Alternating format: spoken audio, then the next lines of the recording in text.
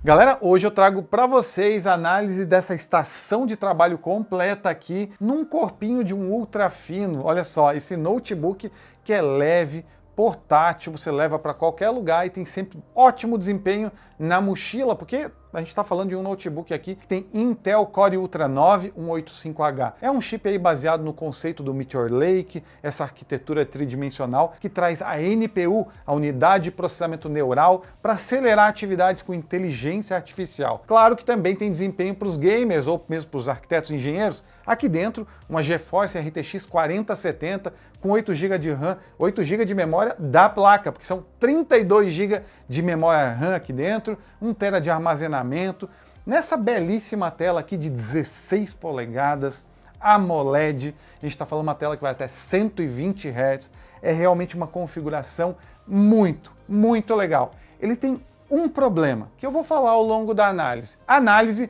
do Samsung Galaxy Book 4 Ultra. Então já crava o like, bora para review.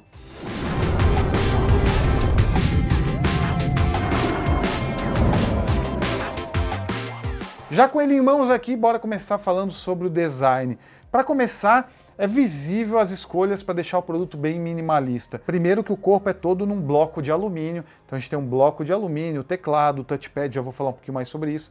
A gente vê a parte de trás da tela, olha só, que acabamento bem simples, é minimalista mesmo, clean, o logo da Samsung aqui, ó, mais iluminado no caso, de uma chapa de metal com as bordas, os cantos arredondados aqui. A gente vê que na parte central, ligando o corpo aqui, a parte de baixo com a tela, a gente tem aqui uma dobradiça enorme, de fora a fora quase do corpo. Quando a gente olha na parte de baixo, olha só, aqui na parte de baixo, a gente tem uma grande saída de ar aqui, por aqui onde vai passar a refrigeração. Tem duas ventoinhas, já vou falar mais do sistema. Nas laterais aqui, ó, a gente tem as caixas de som, sistema de som, tunado pela AKG.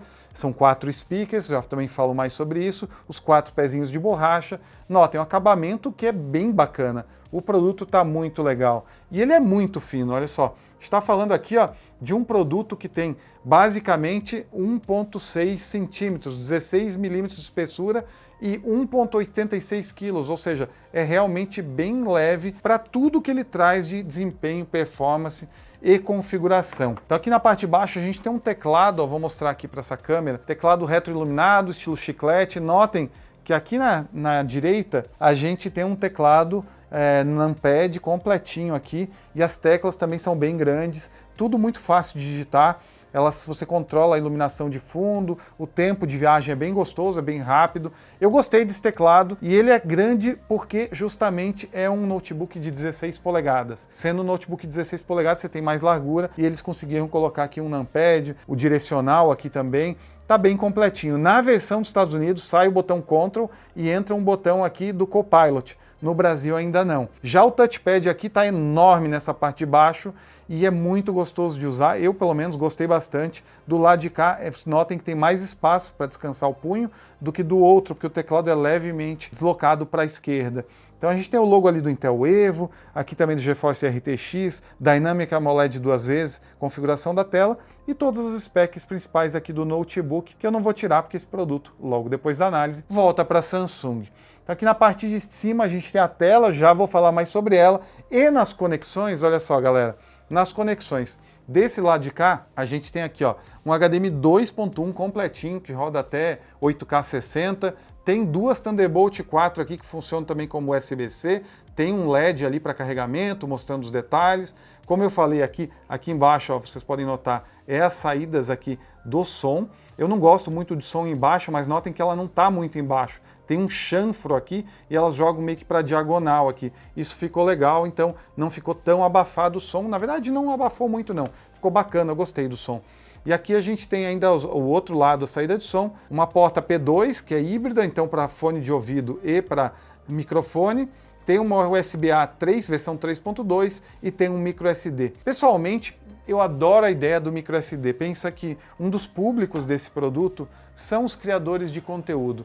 E os criadores de conteúdo estão tirando uma foto, querem descarregar rápido, já pluga o cartão aqui, já está copiando os arquivos, ou você levantou um drone, quer copiar as imagens que você salvou. Então, ter essas configurações todas num corpo muito compacto, eu gostei bastante. Por isso que eu digo que é uma estação de trabalho completa. Você tem todas as conexões aqui. E ele não tem porta Ethernet, mas tem Wi-Fi 6E. Então você tem aqui as frequências 2.4 e 5 GHz, que você já está acostumado, mas também tem a nova frequência de 6 GHz. Também tem Bluetooth 5.3, que é útil demais para conectar dispositivos da própria Samsung, que é uma das vantagens que a Samsung aposta no ecossistema. Tem umas coisas bem legais que você consegue fazer pareado com o notebook e também falar isso mais para frente. Então, em termos de design aqui, o produto é muito bem resolvido. Leve, compacto, ele entrega realmente e é um notebook que te dá performance para qualquer situação, mas cabe na sua mochila. Então ele é portátil, é fácil de levar, ele está sempre com você e ele tem boa bateria, então você vai ver que ao longo do vídeo eu vou explicar como essas coisas casam muito bem junto. Então vamos falar do último elemento que complementa o design do produto, que no final das contas é a tela. Aqui a gente tem uma tela de 16 polegadas, é uma Dynamic AMOLED 2 vezes. Isso porque ela vai até 120 Hz, e ela parte de 48. Dependendo de consumo de conteúdo que você estiver consumindo, ela varia entre 48 e 120 Hz. Vai jogar um jogo mais pesado, que vai até 120 Hz? Tem aqui o refresh rate variável, vai ficar trabalhando ali na frequência que a placa de vídeo conseguir empurrar o jogo. Mas se você estiver olhando uma foto, alguma coisa assim, ele consegue jogar lá embaixo em 48 Hz e economizar bateria. E já esquecendo, também é uma tela touch, isso mesmo, dá para usar até 10 dedos aqui para navegar, inclusive, olha só, navegando aqui no mundo conectado. A gente está acostumado com celular, né, touch, não precisa usar mouse e teclado, principalmente as novas gerações estão muito mais atuando aí de forma mais dinâmica com os dispositivos, muito mais intuitivo também, e aqui funciona muito bem, editor de imagem com múltiplos dedos aí, poder trabalhar pode ser muito interessante. Então é mais uma vantagem dessa tela aqui. Tem uma tela que ela é 3K, é 2880 por 1800 pixels. É uma tela que em teoria tem até 450 nits, nos meus testes chegou em 600 nits, muito boa tela. E a Samsung bota aqui a tecnologia Vision Booster. O que é essa tecnologia? Basicamente é quando você vai no sol, vai num lugar muito exposto, muito iluminado, o sensor de iluminação do notebook vai entender as variações do ambiente e vai trabalhar contraste e cores através do mapeamento dinâmico de tons. Então ele consegue entender o que ele precisa ajustar para entregar cores e um contraste melhor para melhorar a visibilidade naquele ambiente. E ele faz isso em conjunto com um acabamento que tem aqui, que é o Gorilla Glass. É uma versão que é muito bacana. Se comparada com a tela do Galaxy Book 3 Ultra, esse cara aqui destrói, ele realmente tira muito o reflexo que tinha na tela do seu irmão do ano passado, seu irmão mais velho, no caso. Esse aqui é o novo produto que chega para melhorar muito a tela. Tinha muita gente que reclamava que o Galaxy Book 3 Ultra trincava a tela. Confesso que numa análise que nem eu estou fazendo aqui, não dá tempo de fazer isso. Isso acontece ao longo do prazo. Então, eu não tenho como dizer se esse produto resolveu esse problema e nem por que esse problema ocorria. Uma das teorias que tinha que é devido à má dissipação de calor do projeto antigo. E essa dissipação de calor, o produto estava quente, você fechava e dava o problema. Samsung melhorou bastante aqui, tem duas ventoinhas e uma câmara de vapor maior para dissipar calor. Então, em teoria, eles trabalharam para corrigir isso. Mas assim, ó, em teoria, não boto minha mão no fogo porque isso necessitaria um uso extensivo do produto por meses para a gente poder ter uma noção exata. Tirando isso, o produto está muito legal, as bordas são finas. E aqui no topo, olha só, bem no meio, a gente tem uma câmera de 2 megapixels. É uma câmera grande, ultra grande angular.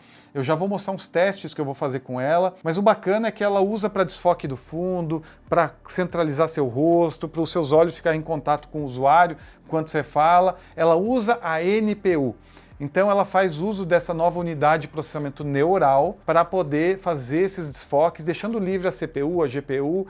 E a NPU é uma unidade de processamento de mais baixo consumo, então você, em uma ligação estendida, você acaba economizando energia ao mesmo tempo que consegue entregar o mesmo resultado. Outra coisa que faltou falar é mostrar um pouco na prática o uso da NPU, dessa nova unidade de processamento neural, uso com a câmera. Então eu vou abrir a câmera aqui, ó. Notem que eu estou 0% aqui de uso nesse momento. Eu estava usando a câmera, mas já fechei. Agora eu vou abrir a câmera de novo, o app de câmera. E no momento que eu abro o app de câmera, eu já vou deixar esse no primeiro plano. Ó, já começou a usar a NPU. Por que a NPU está em uso aqui? Porque antigamente usava a GPU para isso. Ó. Agora o GPU está muito baixo no consumo quando você usa esses desfoques, esses efeitos, e agora ele está focando muito em NPU. Então voltando para o app aqui, ó, nota que tem várias configurações. Ó. Enquadramento automático. Por quê? Porque a câmera é ultra grande angular. Então se eu venho mais aqui no cantinho, ela tenta ajustar e me botar no meio. Só porque eu estou gravando, ela não quer fazer isso. É isso mesmo? Ó, tá vendo ela me ajustando? É esse ajuste que ela faz automático. Então, conforme eu tô, ela vai se adequando aqui para me deixar bem na fita. Outra coisa é o contato visual, para garantir que meu olho está olhando. Ó. Eu tô olhando meio para baixo, ele levanta meu olho. Vocês conseguem ver? Que bizarro, parece que eu estou olhando para cima e para baixo rapidinho.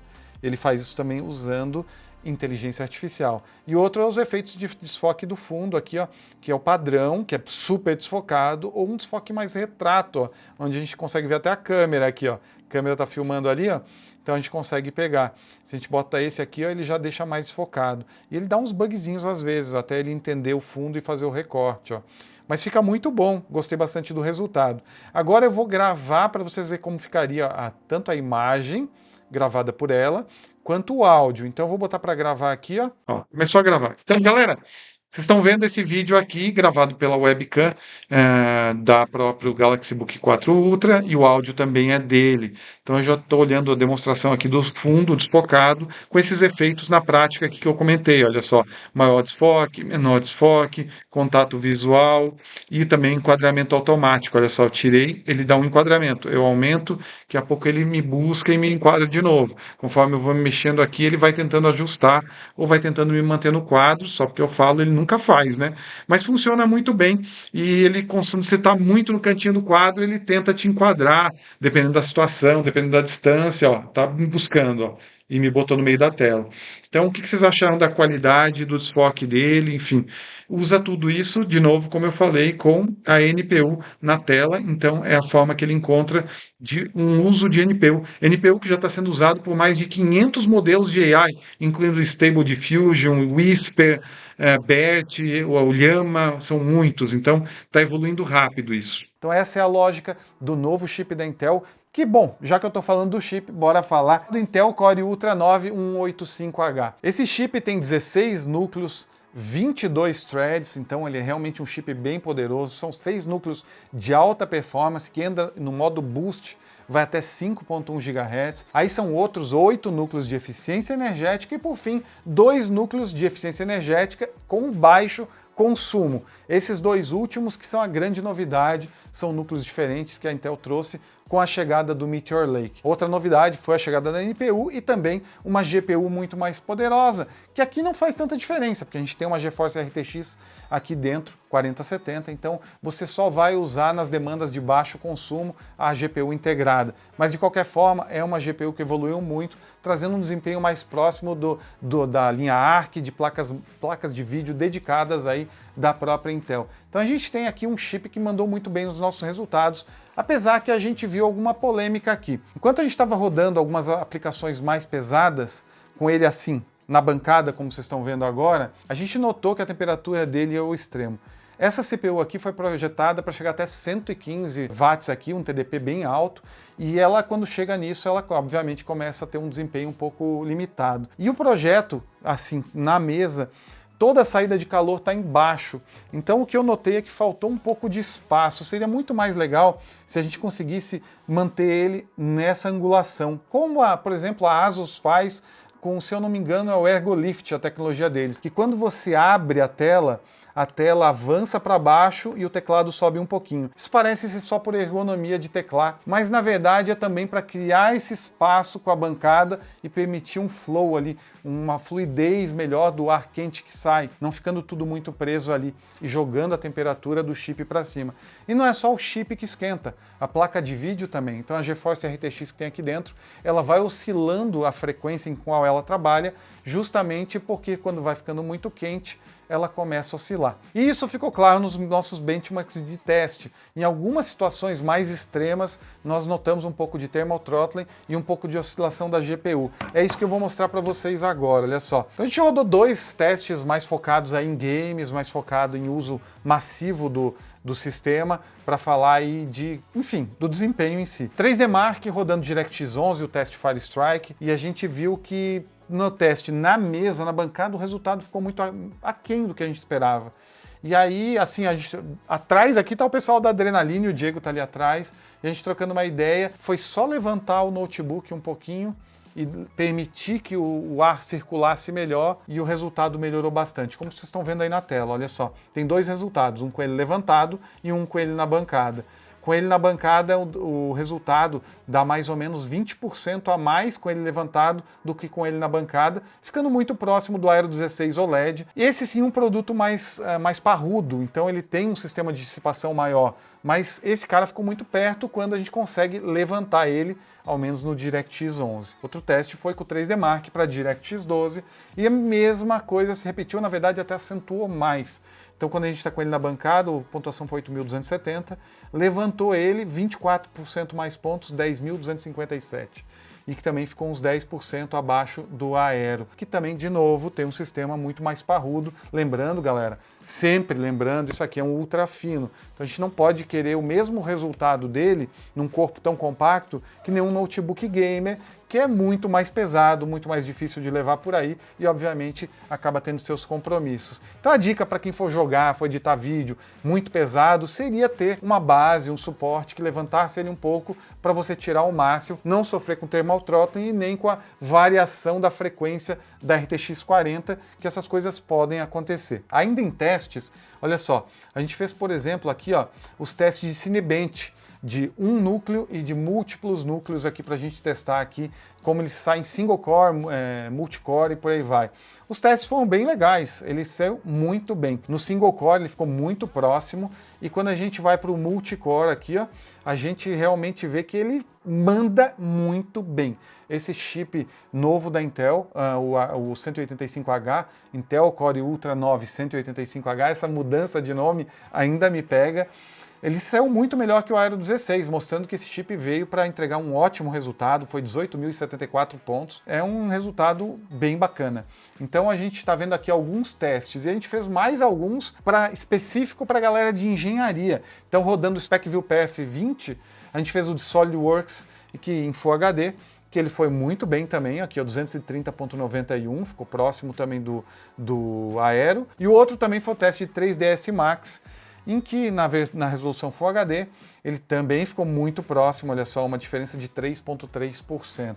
Então esse cara está saindo muito bem aqui nos testes, mandando muito bem. Complementando o sistema, claro, a gente precisa aqui de memória RAM, SSD para isso tudo funcionar. Aqui são 32 GB de RAM soldada na placa-mãe, então você não vai conseguir fazer o upgrade. Ela é uma LPDDR5X, rodando aí, eu até esqueci o número, mas 7.400 e alguma coisa MTs por segundo, que é, na verdade, a especificação que a própria Intel sugere rodar com esse processador. E a gente tem 1 TB de SSD aqui, um NVMe, então a gente tem como expandir o SSD, mas não como expandir a memória, beleza?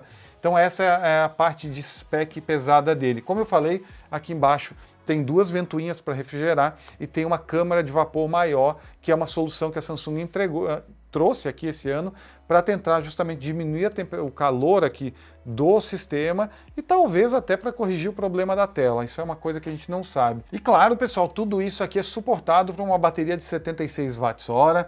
É uma bateria que a Samsung aí promete quase 20 horas, mas a gente roda benchmark, né? E a gente rodou aqui o PC Mark 10 no modo Office. Esse modo Office ele é muito mais pesado que os testes que as fabricantes em geral de notebook fazem, que elas só botam um vídeo em loop e diz quanto durou de bateria. Esse aqui não, ele renderiza alguma coisa, ele faz várias pequenas tarefas, quando ele conclui essa série de tarefas, ele faz um loop e fica ali continuando esse desempenho até zerar a bateria. Então vai de 100 até 0. Ele saiu muito bem, 11 horas e 14 minutos, então ele realmente mandou muito bem. A gente ficou comparando com o Aero antes várias coisas, olha lá o Aero agora aí na tela. 35%, se tu colocar no Aero, o Galaxy Book 4 tem 54% a mais de autonomia. É muito mais tempo longe da tomada. Ele realmente mandou bem, esse notebook manda muito bem. E não só isso, ele vem com um carregador de 140 watts na caixa, então você consegue carregar ele rapidinho. E é uma autonomia muito boa, muito assim, impulsionada pela otimização que é esse novo chip da Intel, com esses novos núcleos aí de baixíssimo consumo.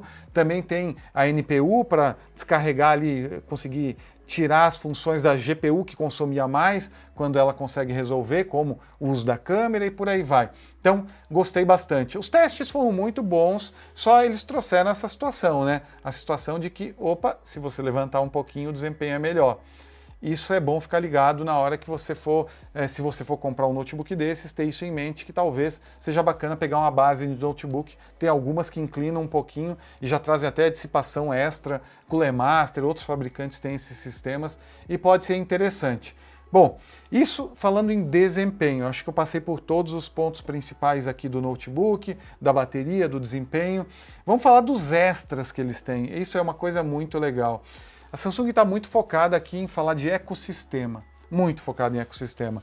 Então, muita gente hoje tem um celular da Samsung, um notebook, vai comprar um tablet para levar para a universidade, enfim. Eu tenho aqui, por exemplo, o Galaxy Tab, o S9 Ultra, olha só. Está aqui o tablet da Samsung. Ele tem uma tela de 14,6 polegadas, ou seja, é o tamanho de uma tela de notebook, e é um tablet incrível.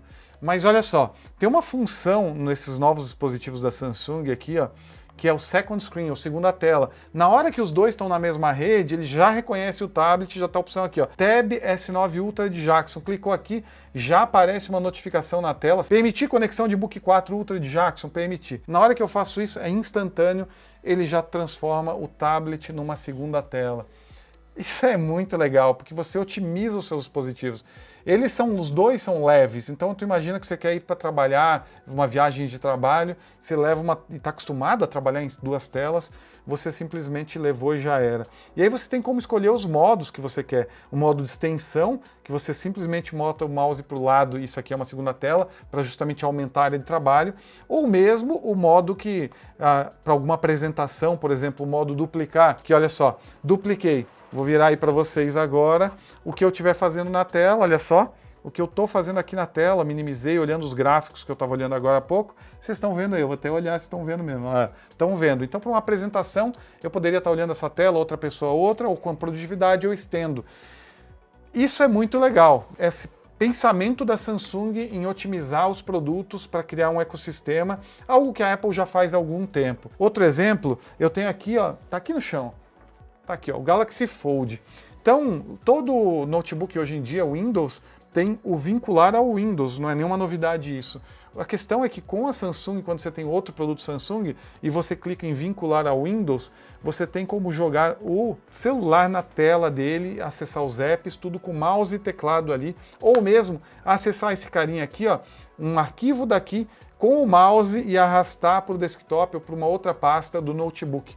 Então você consegue ter comandos que você controla o seu celular usando o mouse e teclado, usando o touchpad, não o mouse, mas usando o touchpad do Galaxy Book 4 Ultra.